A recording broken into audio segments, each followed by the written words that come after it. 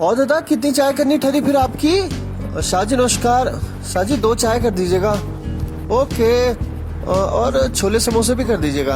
हाजी ready ठहरे, बस गर्मी है, आ जाओ भाई, झटपट आ जाओ।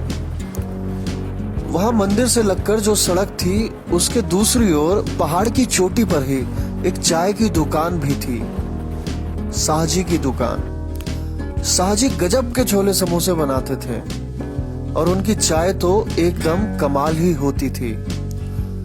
शाहजी की चाय मतलब की जादू।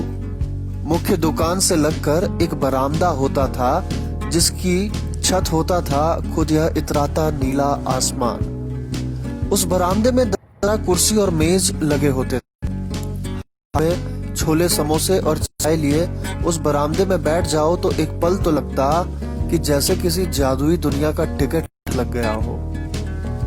बरामदे से लगकर जरा से नीचे थे शाहजी के माल्टे के पेड़। ठीक सामने नीचे घाटी में धूप में आराम फरमाती सड़कें और उनसे लगे नन्हे नन्हे खूबसूरत से गांव। पहाड़ की सड़कों और उनसे लगे गांवों का भी अपना ही एक अलग सा नशा है। एक बार जो उनकी डगर थाम ली तो मन करता है बस उनमें ही कहीं खो जाओ। जैसे जैसे आप अपनी गर्दन को दाएं या बाएं घुमाते तो जादू चालू हो जाता था।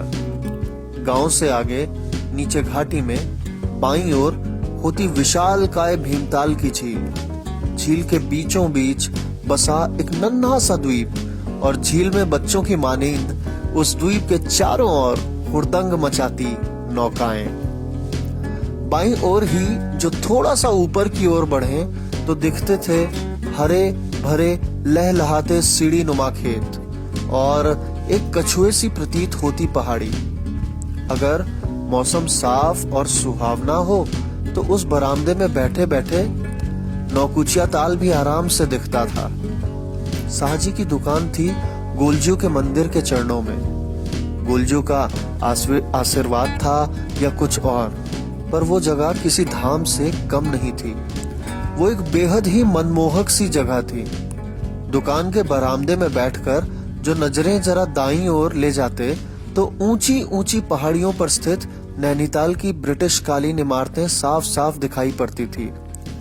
हल्की हल्की सी हवा चलती थी वहां। आपके जीवन में कितना ही बड़ा तूफान क्यों ना चल रहा हो, पर उस बरामदे में बैठे हाथों में चाय लिए उस हवा को महसूस करते हुए सामने खड़ी पहाड़ियों को देखना आपको सब कुछ भूल जाने को मजबूर कर देता था। शाहजी की दुकान के इस बरामदे में बैठ मैंने अपनी जीवन की हर ऋतु देखी है और देखे हैं किसी साल के हर एक मौसम। उसी बरामदे में छोले समोसे और चाय लिए बैठकर मैंने सावन की बरसातें भी देखी हैं तो पूस और माघ की बर्फबारी भी देखी है। बर्फबारी जब जब भी होती तो नैनीताल का ये इलाका किसी अंग्रेज दुल्हन की माफिक सज जाता था। अपने पिया के इंतजार में पलकें बिछाए बैठी दुल्हन के माफिक इस कदर खूबसूरत कि मानो चांद खुद धरती पर उतर आया हो। मेरे मन का संदूक उस बरामदे और उन पहाड़ियों की हसीन यादों से इस कदर भरा पड़ा है कि यूं ही कई दफा उस इलाके की यादें झलक पड़ती हैं। अपनी मुस्कानें, अपने आंसू लिए, अपने सुख में, अपने दुख में, हाथों में छोले समोसे और चाय लिए हर बार और हर एक दफा ही मैं जाता रहा था उस बरामदे और उन पहाड़ियों के पास।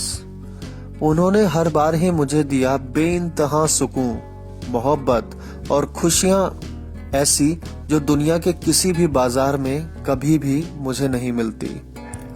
कभी कभी तो मन करता है कि इस शहर का सारा बोझ और सारे झमेले छोड़कर वापस लौट जाऊं पहाड़ी की चोटी पर, गोलजू के मंदिर के चरणों में स्थित शाहजी की उस दुकान की और हाथों में गर्मा गर्म छोले समोसे और चाय लिए फिर से एक टिकट कटा लूं उसी जादुई दुनिया का और बैठ जाऊं उसी बरामदे में और ताकता कड़ियों को तब तक जब इस दुख भर न जाए।